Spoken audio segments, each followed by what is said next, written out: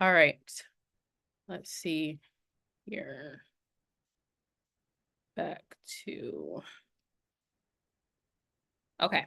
So this is the second part of the Schedule A. So in the Schedule A, we identified what the consideration is, $1,000. Oh, let me delete that. Bills. It's $1,000, okay?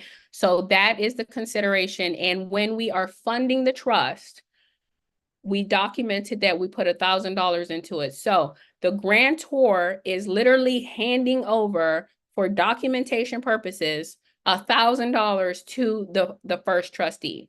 So the first trustee is accepting that $1,000, literally going to go to the bank and deposit it. That is how you fund your trust fund, okay? You open up the bank account, and it doesn't necessarily have to be a bank account. It could be a safety deposit box. You could put it under a mattress, however you want to save the money or the assets, okay? So now so this $1,000 is in exchange for the units to be created. On page 2, we have to document the distribution of those units, okay? So the first thing that we're going to do is we're going to put the name of the trust and the trust address. Remember, at the beginning of the call, we said we do not want to have the same address that is associated with with us, okay? So the trust address needs to be something different. If you guys are able to get a PO box or a virtual address, that's great. If you're gonna get a virtual address, I recommend iPostal, and I have an affiliate link that was emailed to you guys. So go ahead and put the name of the trust. So I'm gonna go ahead and put the name of the trust here. All right, perfect. And then the address. So this is the address of the trust. So I'll go ahead and leave that intact. So now what we're doing is that so when we are talking about this, when we're referring to this particular trust estate, right? Christmas Holdings, you are hereby directing the trustee to distribute the 100 trust certificate units the following way. So for example, it shows 50-50. So whatever is in alignment with how you want to distribute your 100 TCUs. You don't have to distribute everything, okay? You can leave 50 in and then you can give 50 out. So because we're setting up the business trust, we want the beneficiary to be the family trust, because if the money is flowing in from the business, we want it to flow to the family trust so that we could expend for the family, okay? And it'll come out of the estate. So what I'm going to do is I'm going to delete majority of this. I'm going to put 100 TCUs, 100 trust certificate units too, and then I'm going to put the name of the family trust. Tomorrow, we are going to set up the family trust. What are you naming the family trust? So if you have that name, go ahead and put it here. So I'm going to name my family trust Christmas Family Legacy, okay? So that's the name of my family trust. So 100 trust certificate units, meaning the entirety, everything, is going to go to the family trust, okay? Everything that, all the assets from the business trust is going to go to the family trust, okay? And then we're going to put the name of the grantor, and once again, the city, state, and year when it is notarized, okay? So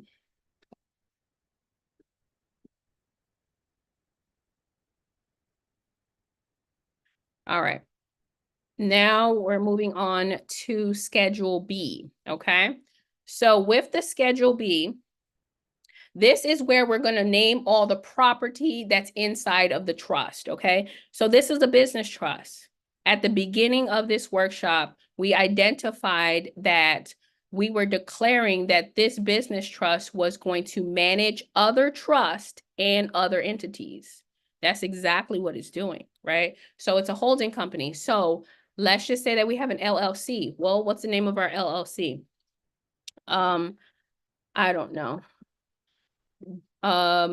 Beautiful Landings LLC. Okay, so that is the name of the LLC, and then you also want to put the state too. You can put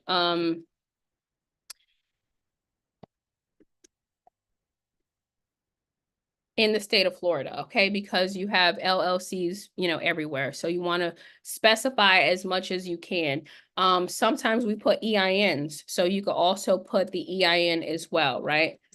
Just to identify that asset. Your LLC, your corporation, your nonprofit, it's an asset. And that asset is going to be owned by the business trust. So we need to label that asset here under Schedule B. So once we've labeled that asset, then we are all set to go. We're going to turn this black, okay? And on Friday, that's when we're going to transfer the asset, okay? So we're just listing it here. Just because you list it here doesn't mean that it's inside of the trust. I've seen this mistake too many times. They list in the Schedule B and they think everything's said and done. No. Your LLC or your corp is a statutory entity, meaning you have to go to the state in order to change ownership. So that's what we're going to do on Friday. We have to go legally change the ownership. We're just listing it here. Let's move on to Schedule C. Schedule C is the beneficiary contact information. So this is when you want to contact the beneficiaries or you need to know of their portion, okay?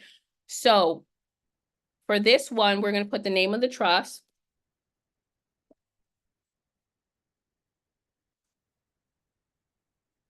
So if your family trust is the beneficiary for the business trust, go ahead and put your family trust name there. And then we labeled in parentheses that it's the beneficiary, and then we're going to put the day it was established. So your family trust is going to be established tomorrow. So if you want to put tomorrow's date, you can go ahead and do that. All right. And this looks correct to me. If you're choosing to put a natural person, then you want to put their full name and their date of birth, okay? So like we know that our establishment date is the date of birth for our trust entity, okay? So this looks correct. We're going to move on to Schedule D. Schedule D is the memorandum of personal property. So just like, you know, how when you set up a will, you can determine who gets what. Well, in a trust estate, you can do the same thing. You can determine who gets what. And we're going to do that in the Schedule D. So we're going to go ahead and name our trust. Let's see if I have. Perfect. All right. So you put the name and the address of the trust, and then you are going to list the property, okay? So here we're just saying that the trustee is directed on how to dispose of the certain items of the personal property, okay? So for example, we have this LLC, right? So Beautiful Landing LLC. Well, who is going to be the beneficiary? We only have one beneficiary, which is Christmas Family Legacy, right? So that one asset that we have, which is the LLC for the business, is going to go to the one beneficiary that we have for this trust, okay? So this is easier than tomorrow. Tomorrow, if you have multiple beneficiaries, then you're going to want to distinguish who gets what, or if there's a certain percentage too. So if you have one property and you have two beneficiaries, do you want it to be 10-90, 50-50, 70-20, 70-30, something like that, okay? So we're done with the Schedule D. Let's move on to the Certificate of Trust. So the Certificate of Trust is the identification for your trust. Just like earlier in the workshop, we had spoke about how you're providing information to these third parties and they're depending on the information that you provide. Well, when you're dealing with these third parties, what you're going to do is you're going to provide them with the Certificate of Trust, okay? So we are going to put this is just a snapshot of the actual trust. Your trust is 51 pages. You're not going to bring all 51 pages to the bank or to the dealership or to the title company when you're closing. You're only going to bring the Certificate of Trust, okay? So the first thing that we're going to do is that we are going to name the trust. So go ahead and put hold on, Christmas Holdings. Okay. So we're going to put the name of the trust, and then we're going to put the establishment date. Okay, so this trust was established today, December 11th. December 11th. All right. And so it says here under number 1 that this document is a certificate of trust is summarizes for purposes of funding assets into the trust or for any other purpose that requires an identification of the trust and relevant trust provisions. Okay. So all of that is provided here. So number 2, we're going to identify who the grantor is. So we're going to literally put the name of the grantor. Number 3, we're going to identify who the trustee is. So we're literally going to put the name of all of the acting trustees. So if you have 5 trustees, put all 5 names here, okay? And in the event that there's a new trustee, you want to execute a new certificate of trust, okay? Number 4, we're going to put the address. So go ahead and put the address of the trust here, okay? So if it's P.O. Box, you know, all of this stuff, go ahead and put that there. Number 5 is the type of trust that it is, right? So it is an irrevocable trust. So the grantor doesn't have any power or power to revoke or amend the trust during their lifetime, okay? So that's the type of trust. Number 6 is the tax identification number. So that is the EIN number. So on Thursday, we're going to apply for the EIN for this trust that we're setting up today.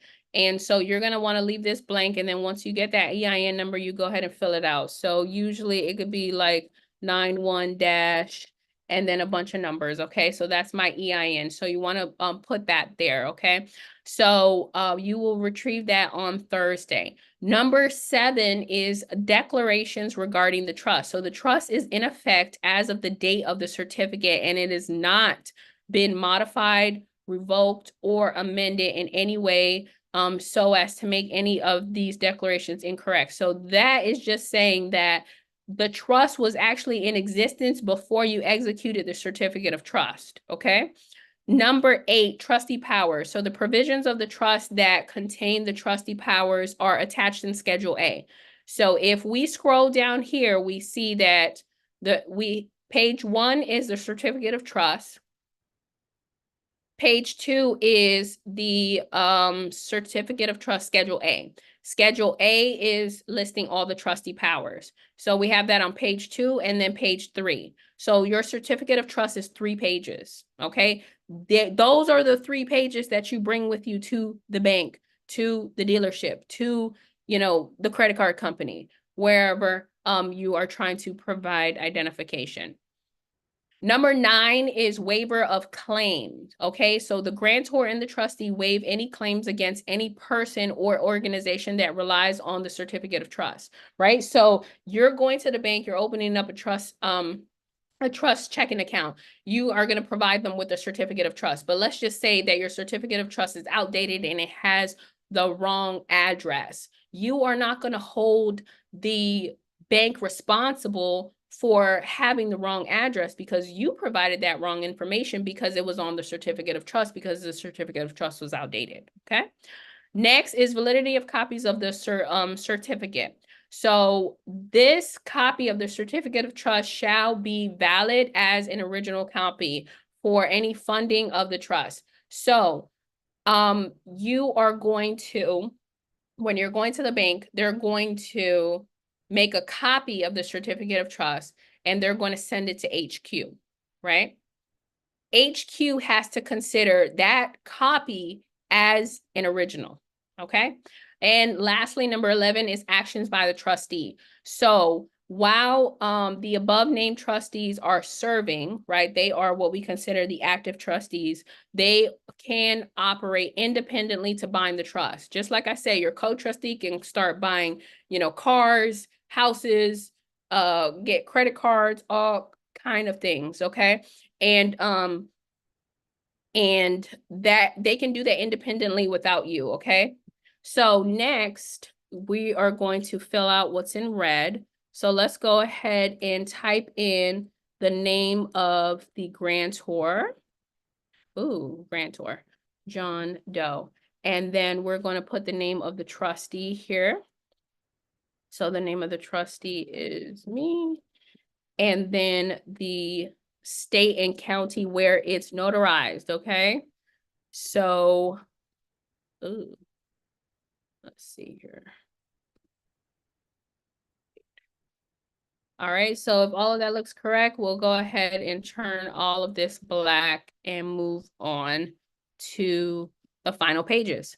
So we have our Schedule A, which just says our trustee powers. So remember earlier, I went through all of the trustee powers. This is just the foundational. I want you to be able to add to this. So if there's something that you want the future trustees to do, as well as yourself, and it's not listed here, put it there, okay? So that's that. And then lastly is the administrative contact information. So that is where you're going to list your successor, your co-trustees, and if you have any protectors. So your successor, let's just say the successor is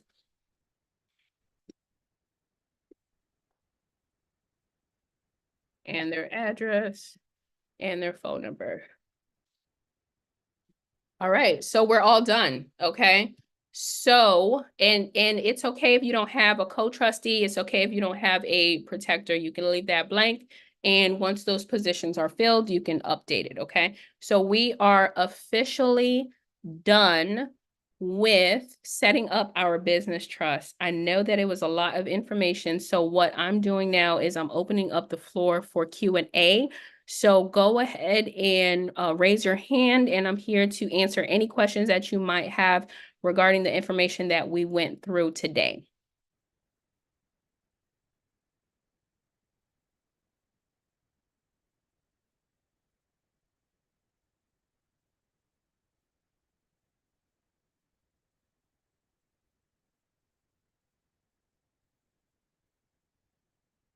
All right, so do I have any questions? Amazing session. Thank you. Thank you. Thank you. Thank you. Thank you, Dr. T. I appreciate that. I appreciate that so much. I know it's a lot of information. Tomorrow is going to be even better, and Wednesday is going to be even better. This is just the foundational stuff for us to understand what we're operating, right? That's the most important thing for us to understand what we're operating. Once we understand what we're operating, it's going to be, it's going to be an easy flow. And so today is going to build on tomorrow and the next day. So tomorrow you're going to hear me repeat a lot of stuff because trust, it's pretty much the meat and potatoes are the same, okay? So a lot of stuff that's inside of the business trust is also inside of the family trust. A lot of the stuff that's inside of the family trust is also inside of the ministry trust, okay? So I have Marcus. Hey, Marcus, how are you? I'm amazing. Great job. Thank you. Appreciate it. Awesome, awesome, awesome. Thank you, Marcus. I have three questions. Perfect. I'm All right. ready. So I think you answered it, but I just want to confirm. You said, I want to make sure I'm not mixing it up. The beneficiary of the business trust is the family trust, right? Or is it vice versa? It's correct. You're correct. The Okay, beneficiary cool. of the business trust is the family trust. Correct. Okay. If Just want to if make sure. that's the way you want to structure it. Okay. Right, right, right. Of course. Of course. It's all Okay. customized. Yes. So knowing that if we wanted to, going back to the name of the grantor of the trust, could the name of the grantor of the trust be the family trust? No, that's a conflict of interest. The grantor cannot serve multiple positions. The grantor cannot be the grantor and the beneficiary. That's true. I didn't think you're right. You're right. All right. So my last question is, can you like give me an example of how the TCUs work? Yes, absolutely. So the TCUs basically it's just representing I mean I like to use the word beneficial interest, but it's just representing like who gets what, right? Or how much of what they get. So for example, um if you have one beneficiary and they have all of the TCUs, that means they get everything, right?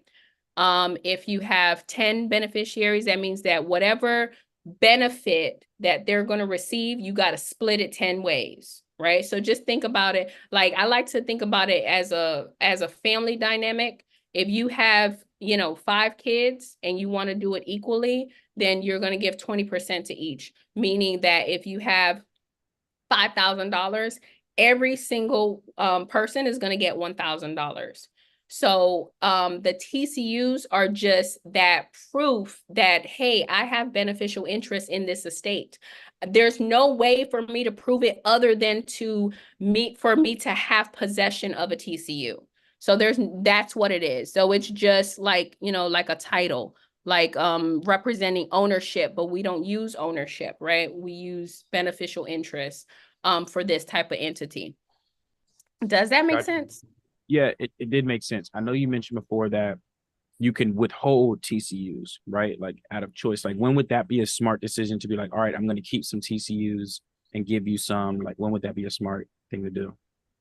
Well, so I mean, it could be look, it's up to your discretion, but let's just say that you had children, they were minors, 1 years old, 2 years old, and do you want them to have 100% TCUs?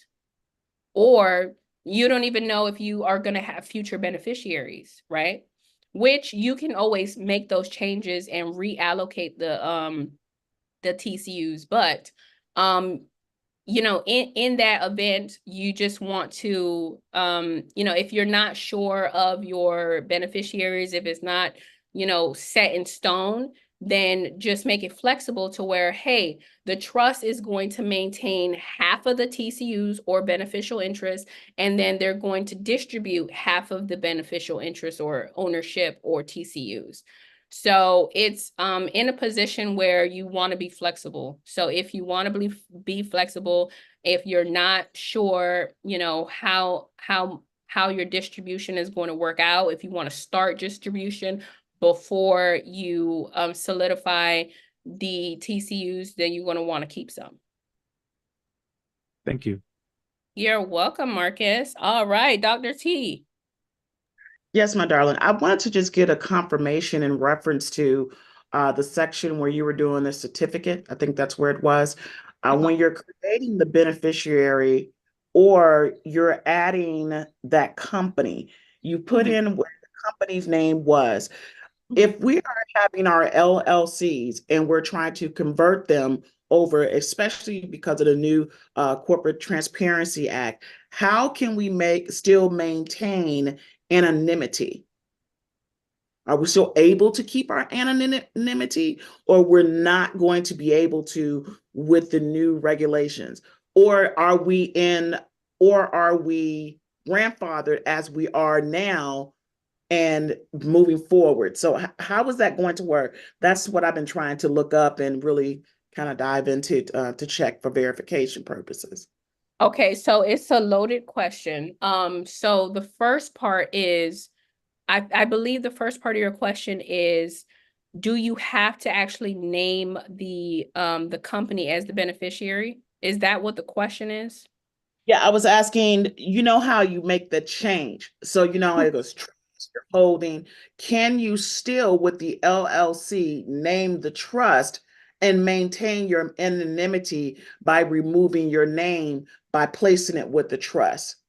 Yes, absolutely. You can. So that's what we're going to do that together on Friday, to Okay. where you are going to do the amendments. You're going to remove yourself.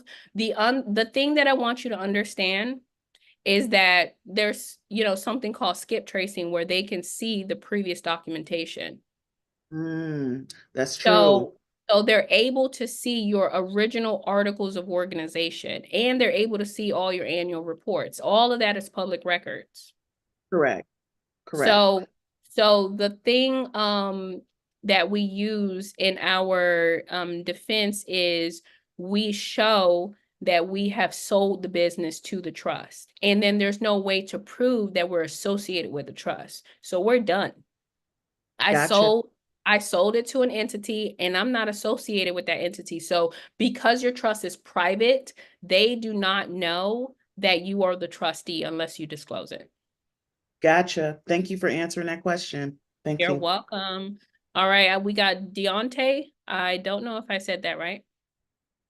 Deontay. Yeah, it's Deontay. Yeah, you said it right. Hey, Um, Deontay, what's up? what's up? Just to piggyback off what Dr. T said. So you're stating that we don't necessarily have to dissolve your previously owned LLC if you show records that it's been sold. Obviously, I'm saying like because on the Secretary of State they can still look up like your amendments, correct? Like you were just Yeah, saying. I'm not saying that you shouldn't dissolve it. That's not what I'm saying. No. I'm saying I need you to be aware that it's a part of the public records that you were already associated with that business. But what you can do in order to defend yourself if it comes into if it becomes a problem that they're saying, hey, you're associated, you have beneficial interest. It's like, no, I don't. I sold it. I have proof that there's a purchase agreement and that there's an exchange that this entity was sold. Okay. Can can I piggyback on that, Mr. Deontay? This is the reason why I was saying to you, Christine, I was like, oh, dissolve. Now, and again, and that's an actual choice of everyone to dissolve. Exactly. Right. That's your Correct. choice. Either Right. you want to be exposed or you, because at the end of the day, again, I remembered the skip tracing, but I forgot the skip tracing. So it's like, why go through all of that? Just dissolve it and just create the trust, and then therefore you have total anonymity, and that's what I wanted to confirm, because that's basically people are saying, oh, well, we can still keep it. Well, there's a way they can still find out that Yeah, you're yeah, your social. name's all over it. Okay, Gotcha. regardless. So why put yourself in that position if you don't have to? So thank you for confirming it. Deontay, I wasn't trying to take up your question, but this is the reason what we were stating for this reason. You still can be found, and they can still try in some kind of way, because we don't know what new rulings that they're going to put in play. So why play the game? Why play the game? So that's Yeah. Well, I appreciate that. I understand. Thank you. That was just I just wanted to clear up that just to make sure we had saying we're on the same page here. My other question is when as far as the virtual address for the trust, right? For when you're setting up a virtual address for your trust.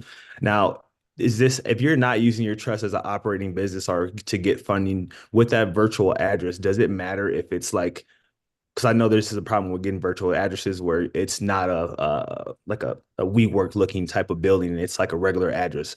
Now, does that matter since that address is not associated to your name? Does it matter if it's a commercial location or not? Correct.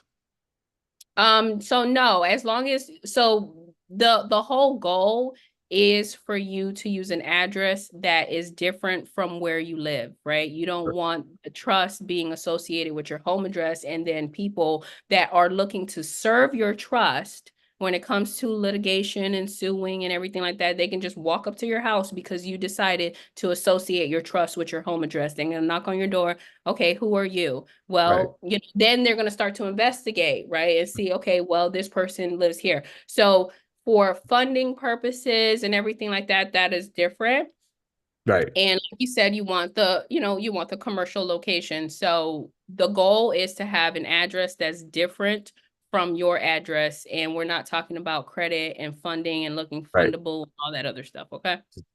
That's depending on how you're going to use your trust and that nature. Exactly. Yeah. And if you are going to use it for funding purposes, which we're going to go through on Thursday, then you do want a commercial location because that's going to Correct. make you more credible, right? Correct. I noticed that in your certificate of trust, when we're looking at over our document, well, the document that it was sent over to download was missing some additional like information. It was missing clause number The 4, which was the address. address, and then also the last page that you kind of went through was also missing that too. I didn't know if that was something that needed to be. I just wanted to kind of bring that up. Yes. Yeah, so I added those two things. So we're gonna get you guys an updated version, or you can just add it. So, but the we're going to email it to you. So it's just going to be one page with the administrative contact information. And then from there, you can either add number 4, or we can get you the updated version of the certificate of trust. Okay. can I ask another question? I don't know how many questions we can ask. I just want other people to get their Go ahead, questions too. go ahead, go ahead. With the state, obviously, with being notarized, anytime you amend your trust, correct? Does it have to be notarized after to be like solidified and if that makes sense? Because No, okay, it just needs to be signed. So you're gonna have a board meeting about it, and then you're going to sign off on it, and then you're gonna add it to the back of your trust. okay. And then when talking about notarization, does the grantor and the trustee have to be in the same state when getting notarized? Like, how does that work? They can No. be okay. You can notarize it. So for example, a lot of my students, their grantor is in a whole nother state. Yeah, Usually it's like a parent or a grandparent. And so yeah. what they'll do is they'll email over the trust. That person will print out the pages that need to be notarized. So I think it's like 5 or 6 pages that need to be notarized. And then they'll notarize it in their state and mail over the original to the trustee, and then the trustee will get it notarized in their state. Okay, cool. I think that is it for right now. I probably will come back up with some other questions, but I'll let somebody else Yeah, answer. listen, we're here all week, okay? We have Tuesday, Wednesday, Thursday, Friday. Okay. So, yeah, just write down your questions, let me know, and then we're having Q&A all week. So thank you, Deontay. Those were wonderful questions. The next person is Be Your Own Bank. I don't know who that is. Hello, it's me, Farasha. Hi, Nice to meet how you, are Christina. you? Nice to meet you too. I appreciate all your help with all of this. You're One of welcome. my questions is it smart or is it possible for a business to be a grantor? You can have entities and you can have natural persons be a grantor. So you just don't want it to be a conflict of interest. So sometimes it gets a little challenging when you are the authorized representative for the business and then you are the trustee for the trust. So that's one of the challenging parts of using an entity as a grantor. Okay. All right. Thank you for that. You're welcome. All right, Gustavo, how are you? You're on mute.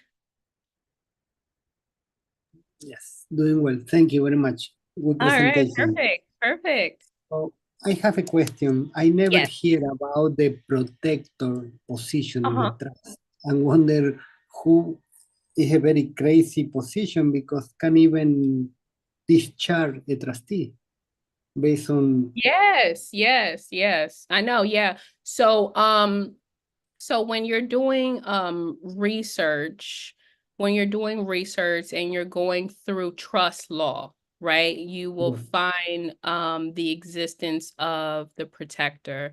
So typically you want to go through different cases, right? So it's within the cases that we've identified the position of the trust of the protector. yes, okay. So another question related to the structure of the trust. I here only have my wife and a child, right? And I was doing this because I want to put everything aside. So I really don't have co-trustees to put that. How compromise would be a trust only with me as a trustee in your Um, mind? How yeah, weak that is? yeah. So I mean, so it can be done, right? So it Mhm. can be done to where you're the sole trustee, and it's perfectly legal. Um, the issue is that, like I mentioned earlier, you want to be able to protect yourself even more. You want that, another proof or some type of evidence to show that, that you're not operating the trust only for yourself. Um, your co-trustee, it can be an entity even if you don't have another person, okay? Mhm. So you might want to consider that to where you will create like another trust, and that other trust will be your co-trustee. Or another entity. It doesn't have to only be a trust. It could be if you have a, if you have a business or a corporation or anything like that, or if you have other people that and you want to put their, their entity, but that could be challenging as well, just because the trustee has a lot of power. So, So I have a question. yes. I have family out of the country. I can name them, right? Yes, you can. Yes, yes. So there's no rules or regulation. There's no legal obligation that the trustee has to have US citizenship, that the trustee has to be in the States or anything like that. So anyone that you have outside, you can name them. So they can be the grantor, they can be the trustee, they can be the beneficiary. And so you mainly want to use it as a placeholder, right? Because you got to think strategically. You got to think, oh, well, what if I'm audited? Oh, well, what if, my neighbor sues me? You want to have another person as a placeholder as your co-trustee. Okay. So the last question. Um, let's say that a person that has a business, a real estate, or a truck that he rents, right? So the idea would be to put that asset into the trust, but the LLC handle all the financials in order to have lower tax break. That is the purpose of the LLC inside also the trust. Or is Okay. a different purpose? All right. I'm trying to understand your question. Hold on. So I'm Okay. going to repeat it. So you're doing real estate investing. So let's And say a house, right? yes, Rental and property. the house is owned by the trust, correct? No, well, let's say that the house is owned by me, so I will put it on the trust. Correct. It's better to just have it like that and run all the financials through the trust, or open an LLC, and the LLC that has lower break rates handle that. What would be your take on that? So, I mean, so when it comes to real estate investing, you can be as creative as you want, okay? So there's several ways for you to do that. One is if you wanted to, you could put it under a ministry trust. And under the ministry trust, it's going to, one, be irrevocable, so you have protection from the creditors. Two, with the ministry trust, it's already exempt from federal taxes. So you're already going to be not required to pay federal taxes. If you label the rental income as donations, if you do that. If you don't do that, then even though it is a nonprofit, it would be having to pay taxes. Anything over $5,000, you do have to pay taxes. So it depends on how you want to label it, okay? The rental income.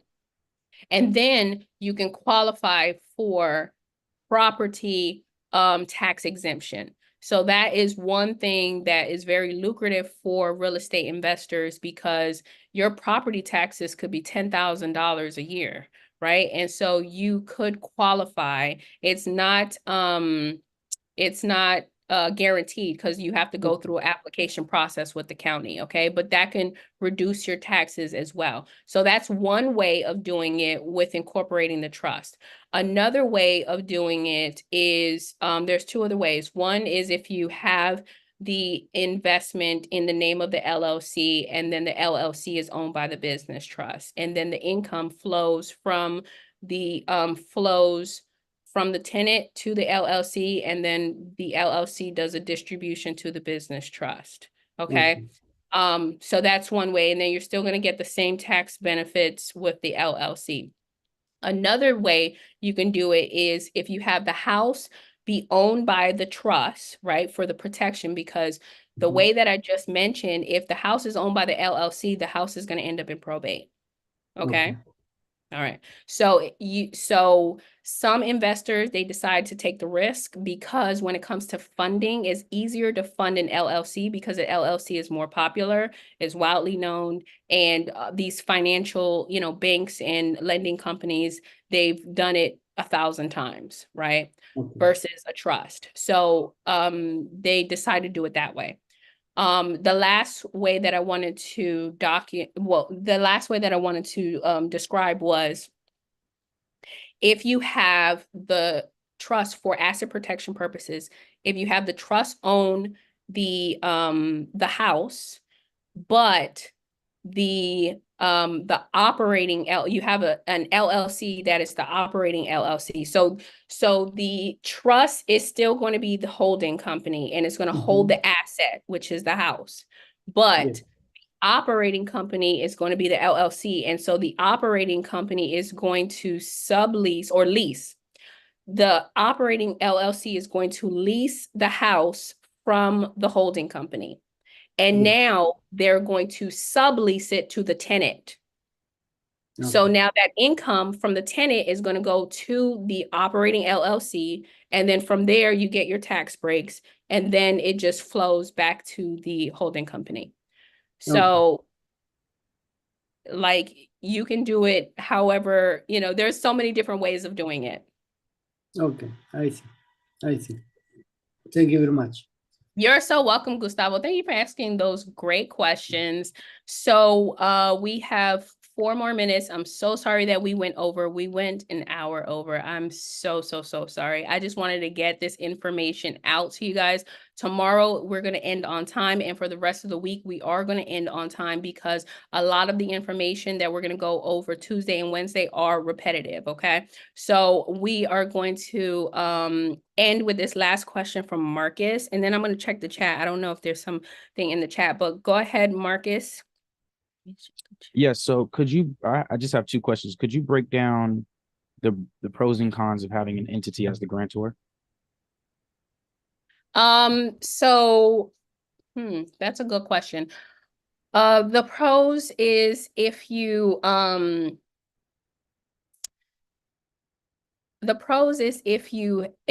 have like, someone else to serve as your grantor, and that's one of the pros. 2, it's also nice to have a trust operate another trust, right? That is just always providing a second and third layer of protection. And then the cons are the conflict of interest, right? So sometimes it's not possible because you are the authorized signer for all of these entities. And that becomes challenging. And so if you are using these entities as the grantor, then you won't be able to serve as the trustee because it's going to be a conflict of interest because you're associated with both. So that's one of the cons. And so you might want to, on paper, use someone else's entity. That Does makes that make sense. sense? Yeah, that makes total sense. And my last question is foundations. We could put a foundation in a ministry trust. Am I right? Yes, you are 100% correct. Yep. A foundation Okay. is different from a ministry trust, but absolutely. And especially if it's like a private family foundation. Absolutely, yes. Correct. So I just wanted to make sure, I just wanted to confirm on that. And do Yep, you break absolutely. down in the ministry trust how to create a foundation or no? No. I can't remember. Mm-mm. Okay, No, cool. those are 2 different things. Just want to make sure. Thank you. Yep. You're welcome. Yeah. So a foundation is a statutory entity. It's a nonprofit like any other nonprofit, but it's private. So if you're doing you have public and private. So with the private, you're only required to what's the word I want to use? To disperse 5% of what comes in. On the public side, you have to disperse 80% of what comes in. So it's a whole nother animal. But yeah, you can, intertwine the 2, which is good. So the last question, Sylvia asked, she was missing the last page. So Aya is going to email the last page. It is the administrative contact information. You can also find it in the online portal.